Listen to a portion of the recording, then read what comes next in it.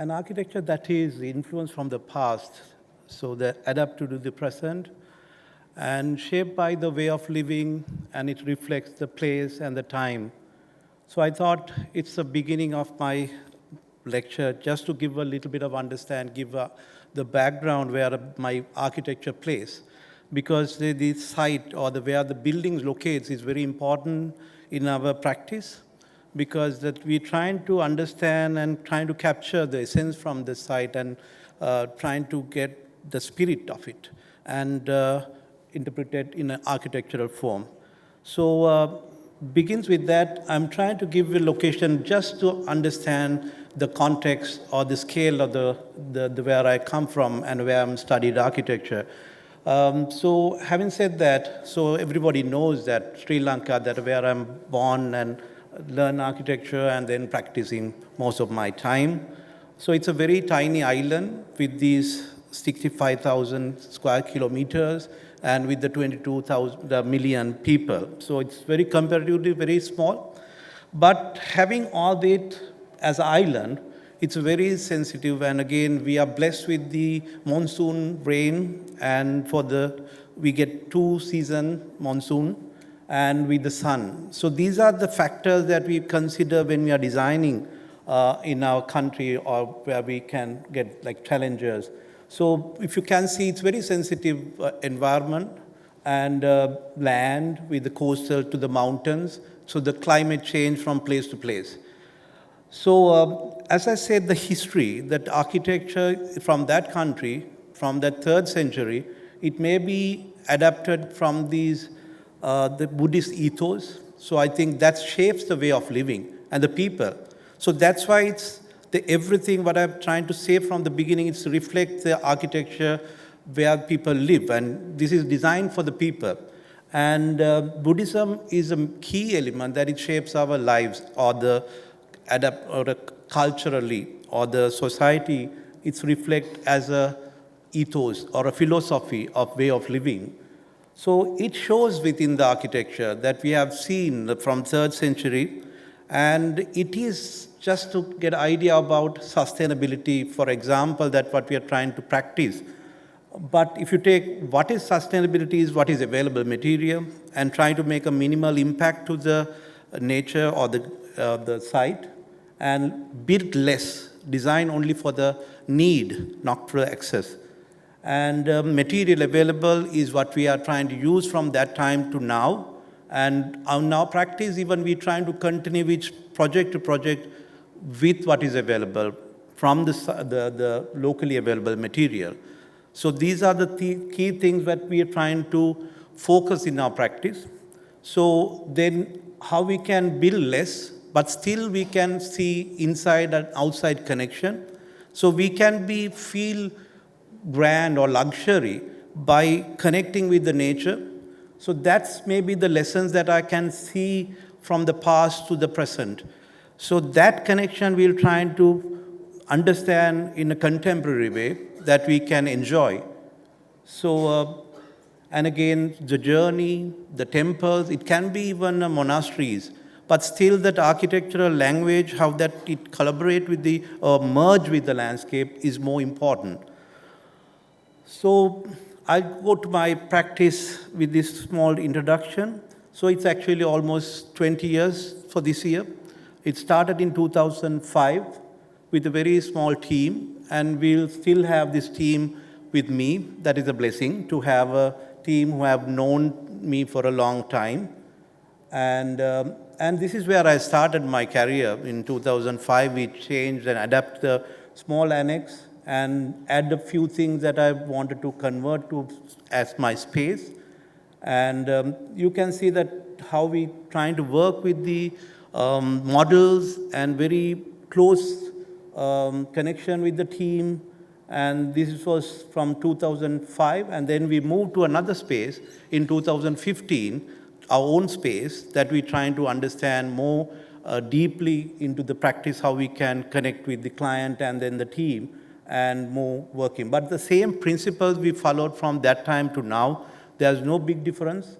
And this is how that team works in one room. There's no any particular room dedicated area, so we'll do everything in a one space.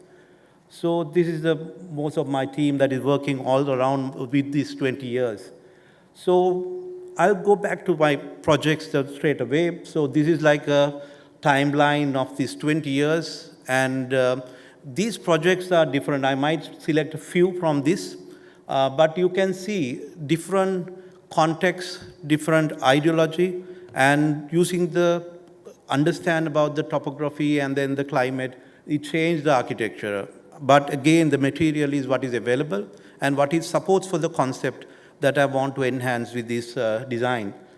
So I'm start with this project. This is 2015. We moved to this project. This is our studio. And this is a very simple project. It's in a Rajagiriya. It's close to Colombo, like 10 minutes away from Colombo. So it's facing the marsh, and it was really dense, like a residential area. So we wanted to create something that is we can focus the marsh and how to capture the view from the marsh and how to can be enjoy the marsh within the very small footprint. So the site is actually 80 by 40, and then we want to make the very small footprint on that. So I'm trying to explain the idea behind the project. So the requirements are very simple. We just want to have like our studio and then the residence at the same building. And then when we studied about the marsh and the water, we realized it was during the monsoon, it started getting floods overflowing to the ground. So we just lift the building, left that water to allow to flow through the parking area or the services, and safeguard from the water is just to simply lift the building. So, and then open out to the marsh and then block the west facade. So that's how we understand the issues that we are having it and to address step by step. So then we block the facade, we block the west facade, and then again we'll try to get control the heat and the sound.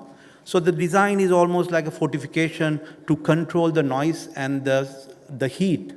So that was the idea. So then we'll start developing and continue detailing it in a way that you can get the air movement, and then the cooling system works with these different small elements.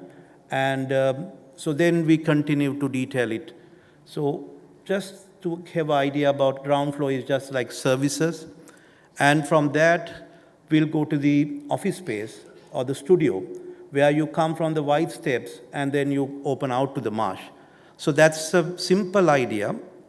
And then we'll try to work the next floor as a private space, and again connecting with the visual height with the double height space. So that allows me to have a multi-purpose area that you can spill out from there and come to the upper level for have a meetings. So then we'll try to have a disconnected space that we can have like a evening space, or just to get a connection to the rest of the areas and disconnect from the office space for like an evening meeting space. So that's the detail section, and then the elevation. So this is some of the photos that we have taken during the construction, and the building itself is used to create with the structural element like a concrete that to get a wide span. So then end up with the similar concept as a material, how we can work with the concrete. But then again, this is a facade that we're trying to envelope the building with the brick, and it's insulate the building in a way that it controls the heat that is getting into the building. So the brick works like an envelope that will wrap the whole building and control the services, as well as it's like a thermal insulation to the inner space. So there's a 4-inch gap in between the inner concrete wall and the brick. So that allows me to control the temperature.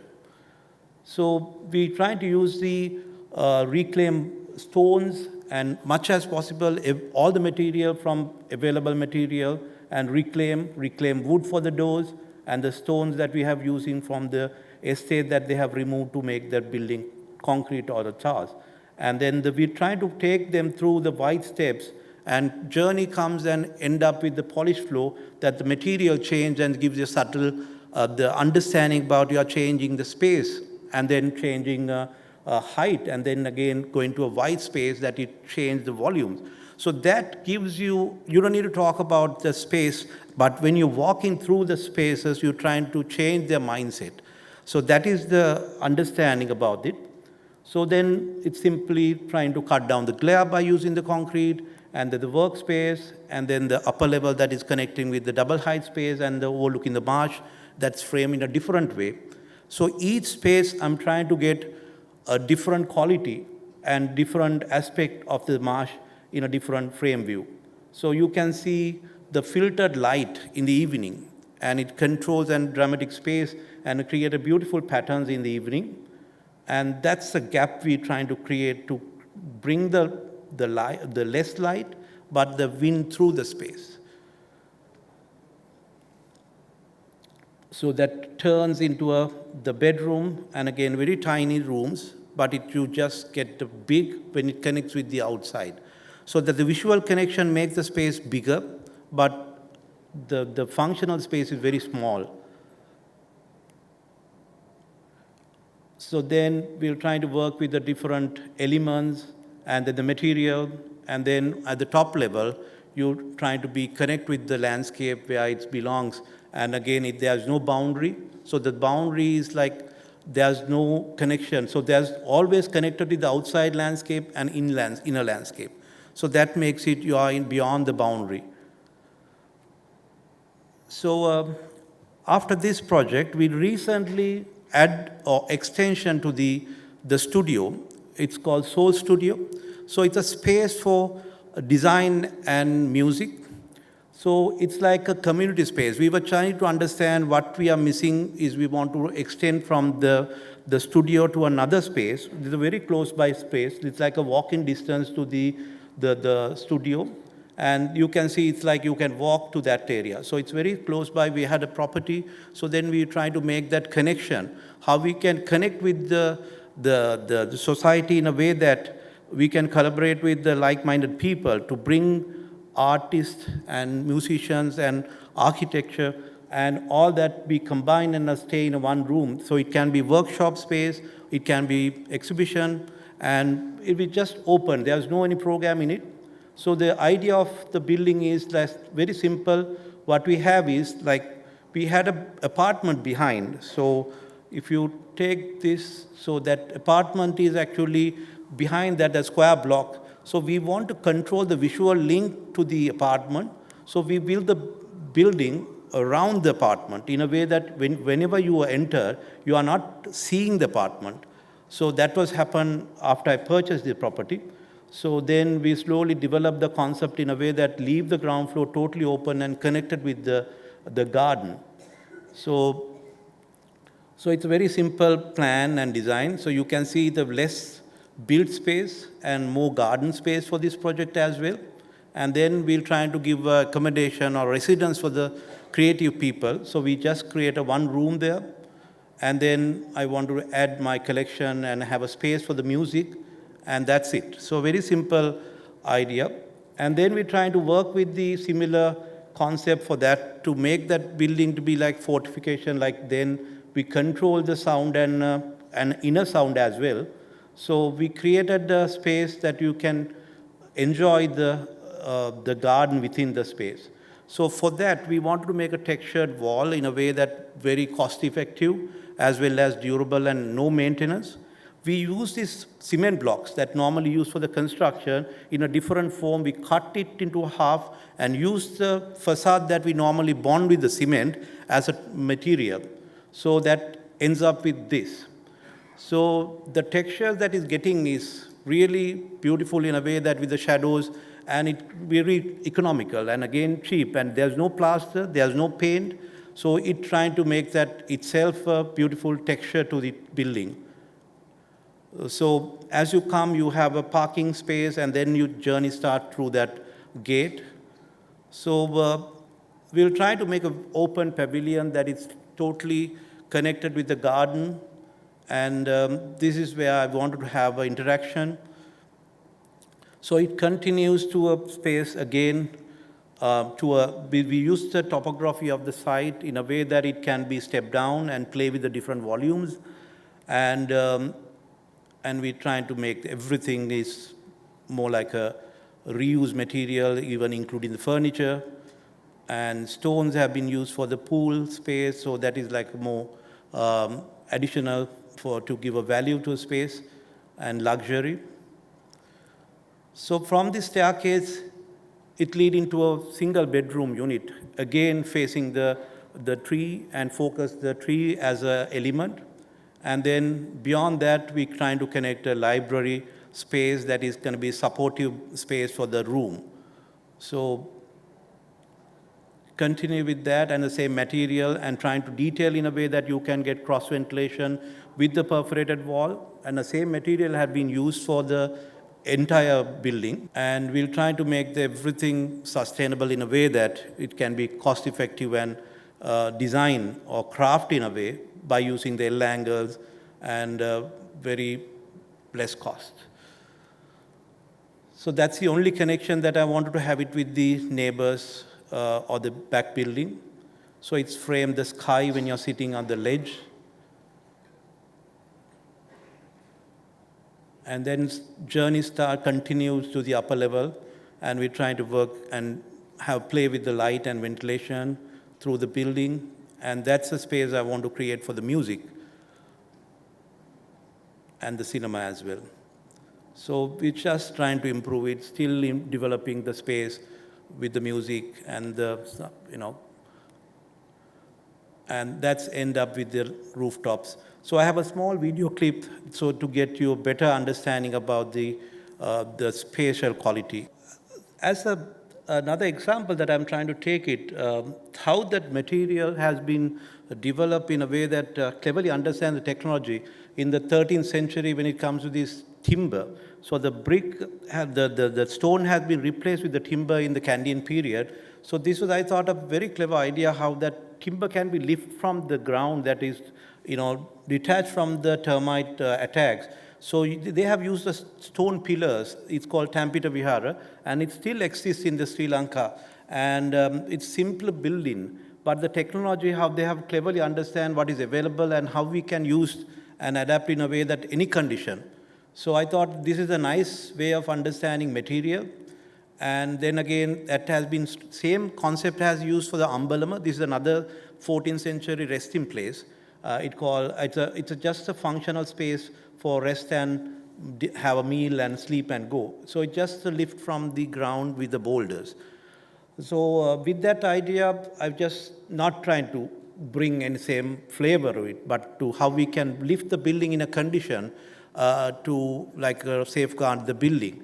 So this next project that is designed for a musician, and he's a ethno-musician, and he had this property in down south. It's about 3 acres property from ancestor property, and it was abandoned because of this was flooded. And again, there constant flooding. They couldn't do anything as a farming or to build anything. So, but just he wanted to go back to the village, and he wanted to reconnect with the family ties that he had it. So he just called me and said he want to have a weekend home for the family. And it's a very, very tight budget. So it's about, that time, it's about 35,000 US dollars. So that we complete. And again, we want to make the building to be like very sensitive in a way that this is how the existing landscape works. So the building has to be very much like a transparent and touch lightly the ground. So that was my idea. And anyway, you have to lift the building because of the floods. So having said that, you can see the study gives you, it's about 4 feet higher than the ground. So whatever the building, it has to be raised above the ground. So heavy structure, concrete, can be visually impact to the site. So we just trying to understand what if we use the scaffolding as a temporary material to lift the building, but again, it's more functional. So that idea continues to have a deck, and then again to build a structure and to have a shelter for that. So that simple idea and designed for their requirement of having a 2-bedroom and a small family unit, just you can come and enjoy the landscape and then the surrounding. So then everything what we are trying to do is we're trying to work with the cost-effective material that we use and neglect at the construction sites. So plastering boards, timber frames, and then the scaffolding platform has been used for the construction material as a material. So, and you can see any different any condition of weather you enjoy in a different way. So that's a creek that is going around the site. So it's overflowing because it's connected with the Singharaja forest. So even in a sunny day, you can get water overflowing to the ground. So, but the experience is totally different from time to time. So that's what I wanted to celebrate with the building. And the idea is building is not disturb the existing the system or the lifestyle, because that the cattle can go through the building and you can service the building, as well as you can remove the building anytime to dismantle it and replace it somewhere else if you want. So everything is trying to work with to reduce the self-load, that the foundation is not going to be heavy onto this. So, and again, we'll use everything in a way that even the furniture we use from the flooring board that we used, and those are not hardwood board that we normally use for the flooring. The next project that I'm trying to show, it's in Bangalore. So we recently completed last year actually. It's a different context and different challenges and different cultures. So we're just blessed to find a really big material palette in India. But we need to control it in a way that it can be fit into the context. How we can build something in a Bangalore, the garden city, with having a great history. So for this, I was actually so fascinated about the Tipu Sultan Summer Palace in Bangalore.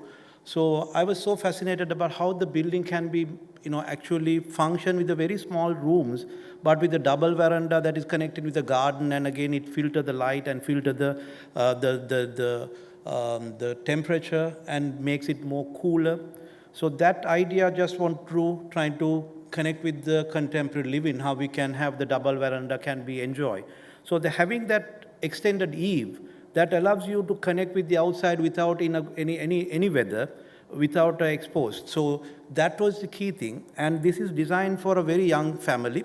And my client is actually a urban designer, and she's running the courtyard, the space that for a community. So they actually trying to ask me to do something that building that be connected with the space that with the family gathering, and wanted to have memorable space for the kids. And they have 2 daughters.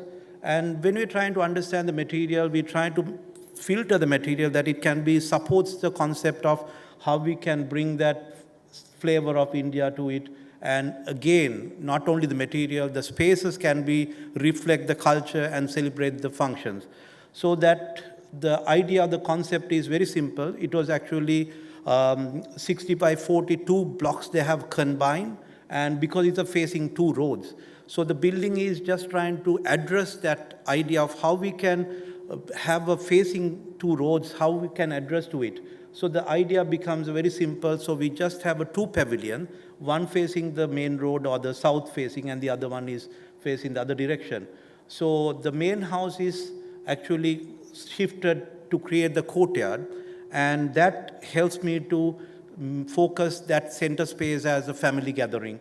So the main house, the front area is like a visitor space, and then the domestic, and then the main house is just behind it as the space that is connecting with the courtyard. And there's a link, and we'll try to detail in a way that we can control the visual impact from the neighbors' houses, and again to filter the light and then the sound. So that simple idea continues how we can connect with that space, and then we'll try to have a boundary, not from the veranda space, and left the ground floor as the outdoor space, and secured the dining space as the inner space. So that is the idea. So the journey starts from series of openings, and then you can see the front door to the back door. So that gives you the visual connection and make it bigger than expected scale of the project.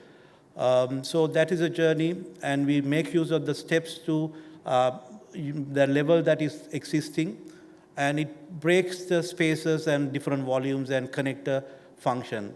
So you can see the veranda left it to connect with the courtyard, and then the shutter can be closed from there to control the security and privacy within the house.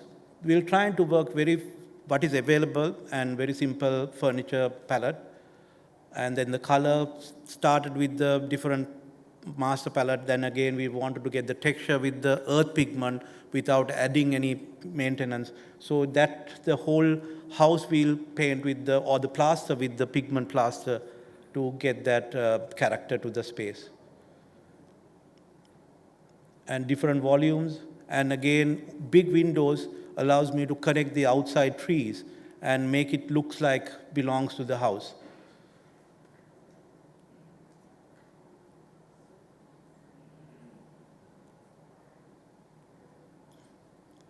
So even the bedrooms, I'm trying to connect and detail the windows in a way that there's no boundary, so the inside wall continues without any section, and there's no inside or the boundaries from inside to outside. And to frame much as possible the green beyond the boundary. So this jali was detailed in a way that you can get the wind through the screen, but the block the visually beyond that windows that is getting from the neighbors. So it helps you to maintain the privacy, but then again you can get the wind through the screen. This is a wellness retreat that we designed a few years back, and it's functioning as a Maya Habarana now at the moment. So because this is location, it's in Habarana, it's close to all these ruins, Sigiriya and Ritigala and Polonnaruwa. So we are trying to understand what if we can borrow that material or a concept from or the regional architecture to it to address the issues that is having with the site. So this is Sigiriya, and the landscape is significant there. So it's more like a monastic landscape that we want to borrow it from the region and the material. And this is a reticula and the journey and materials. So you can see how close that the site is. So the site is actually lower than the tank. There's a bund there. So we have the site itself, there was nothing, it's except the grass. So we were trying to understand again to safeguard the building from the river flowing. So we have to lift the building. So that's a very simple idea how we can lift. And again, we're trying to get the meditation pathway as a key element to the design and the material. And we raise that above the ground. And then when you're walking in a meditation pathway, you try to experience the landscape in a different way because you are walking in a different height and you feel different. Your visual level is different. So from that, we're trying to connect all the villas in one side. And then again, you can see we'll try to make the building almost disappear or merge with the landscape and not to be stands out. So you can see the Sigiriya far away from there, but again, you can't see that water. Water is actually 20 feet higher than the ground level. So we're just trying to work what is available and within the site and minimal impact to the ground or the site. So we'll make that very simple material. Journey is very important, like meditation space. So that continues in a way that winding road and saving all the trees that is there and make it very interesting journey from the start to the end. So it's time to take over this thing. And again, we left it like that to be grown the moss and to be in like a ruin. So once you come from the bridge, and then we use that bridge, all material that is left over from the site. And that pavilion is also, the shape is taken from how we can save the trees. So the trees was there. We designed in a way that building can be function in a space that wrap all the trees. And then with connecting with the water. So the water is connecting in two main common spaces, where the restaurant and then the reception. So it makes it more like a water harvesting pond. So it's more like open pavilion, but you can see the inner space is more smaller than the eave. So the eave is taken quite a big space because we're trying to understand the rain. It comes in an angle. So we want to make the eaves be extended beyond the footprint. So that because that once you're getting that, you can enjoy the water without any shades or any windows. So that was the idea. Otherwise, we just create something, but it's not functional.